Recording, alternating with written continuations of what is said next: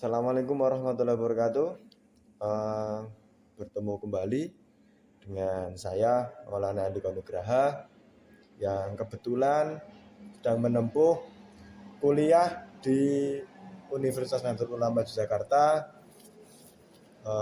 memilih program studi yaitu agribisnis. Pada kesempatan malam ini saya akan membawakan sebuah materi penyuluhan pertanian mengenai urban farming.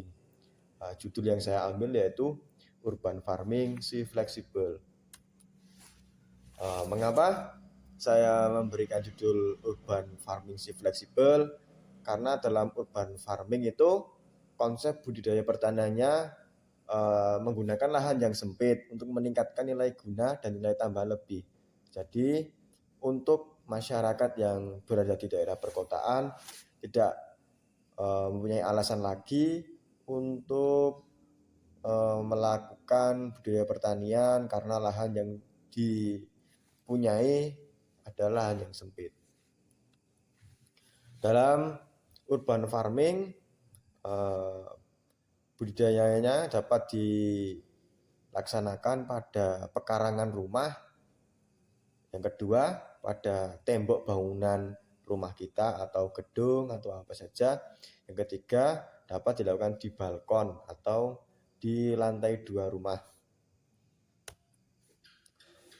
Untuk teknik budidaya pada urban farming sendiri ada beberapa macam jenis, yaitu yang pertama itu dapat dengan sistem hidroponik, yang kedua dapat dengan vertikultur, yang ketiga dapat memanfaatkan tembok rumah kita yaitu dengan planter back wall, yang keempat dapat dengan aquaponik yaitu perpaduan hidroponik, namun di bawah hidroponik itu dibudidayakan ikan ternak. Oke.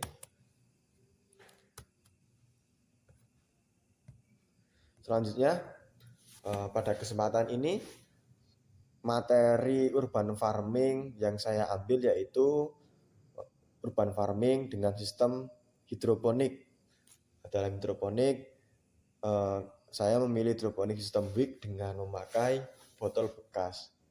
Untuk alat dan bahan yang perlu dipersiapkan, yang pertama yaitu botol bekas air mineral, yang kedua gelas plastik, yang ketiga kain flanel, yang keempat gunting, yang kelima cat besi atau kayu, yang keenam sekam bakar, yang ketujuh bibit sayuran, dapat cabai hias, selada, kangkung, seledri, pakcoy, dan lain-lain.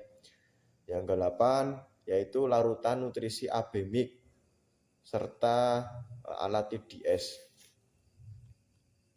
Nah, untuk perincian harga alat dan bahan tersebut, untuk botol bekas air mineral 1,5 liter itu di kisaran harga Rp1.000. Untuk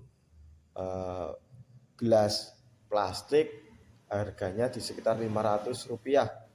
Untuk kain flanel itu 8.000 untuk 50 lembar. Nah, kalau gunting itu di kisaran 5.000. Dan selanjutnya alat TDS meter itu berharga di kisaran Rp30.000. Untuk cat kayu dapat kita beli dengan harga 11.000 dan dapat digunakan untuk beberapa botol yang akan kita cat nanti.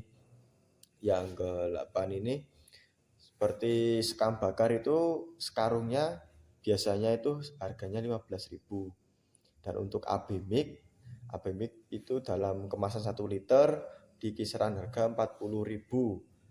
Untuk bibit tanaman sendiri kita mencoba bibit cabai hias. Bibit cabai hias itu di kisaran harga 1 biji itu Rp1.000. Nah, untuk langkah kerja dalam pembuatan hidroponik dengan sistem WIX pada botol bekas, yang pertama itu kita memakai gelas plastik, itu bagian dasarnya diberikan lubang.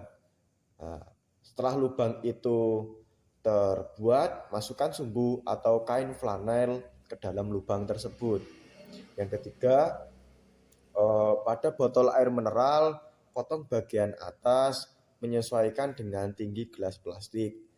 Yang keempat, setelah botol plastik 1,5 liter itu dipotong, alangkah baiknya kita percantik dengan mengecat bagian luar botol tersebut. Yang kelima, melubangi botol air mineral untuk sirkulasi udara. Jadi di bagian samping-samping botol air mineral tersebut kita berikan lubang untuk sirkulasi udara supaya pertukaran udaranya dapat berjalan dengan baik. Yang keenam, masukkan bibit ke dalam gelas plastik. Pastikan gelas plastik terpenuhi dengan media tanam sekam bakar yang telah kita sediakan. Untuk yang ketujuh, memasukkan gelas plastik yang sudah terisi oleh bibit ke dalam botol air mineral yang sudah disiapkan sebelumnya. Setelah itu, siramlah bibit cabai dengan larutan AB mix, jangan terlalu penuh. Yang kesembilan, tempatkan tanaman sesuai selera. Nah, untuk penempatannya, jika ingin ditempatkan pada dinding, kita dapat membuat sebuah paku, menempelkan paku pada tembok sebagai cantolan untuk botol air mineral. Nah, untuk peluangnya sendiri, harga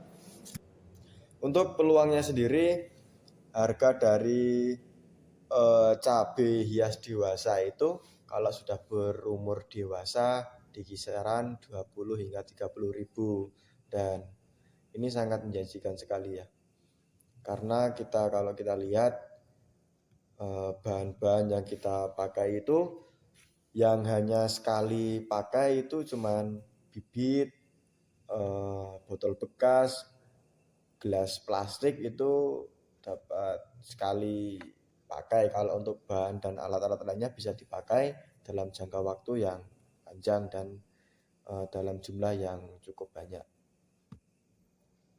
Untuk kelebihan hidroponik sistem WIC memakai botol bekas, yang pertama itu lebih hemat listrik karena tidak memakai arus listrik sebagai sumber energinya. Karena kebanyakan hidroponik itu memanfaatkan tenaga dari listrik. Yang kedua, peralatannya lebih murah dan mudah didapatkan. Yang ketiga, ukurannya fleksibel, jadi dapat dipindahkan sesuai dengan selera kita. Yang kelima, cocok untuk pemula. Namun dibalik kelebihan dari hidroponik sistem WIC ini ada kekurangan yang menyertainya. Yang pertama, akar tanaman rentan terserang hama. Yang kedua, penyerapan nutrisi kurang merata. Yang ketiga, kurang cocok bagi tanaman yang membutuhkan nutrisi dengan skala besar. Nah, untuk mengatasi kekurangan pada hidroponik sistem WIC, untuk mencegah terserangnya hama pada akar, dapat dengan rutin untuk mengecek keadaan air dalam botol. Dapat kita ganti airnya, atau jika sudah kurang kita tambahin air.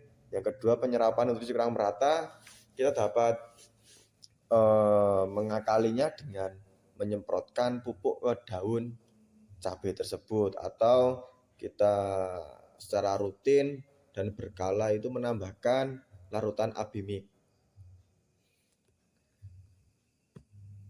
Baik, sekian, terima kasih materi penyuluhan yang telah sampaikan mengenai urban farming dalam temanya yaitu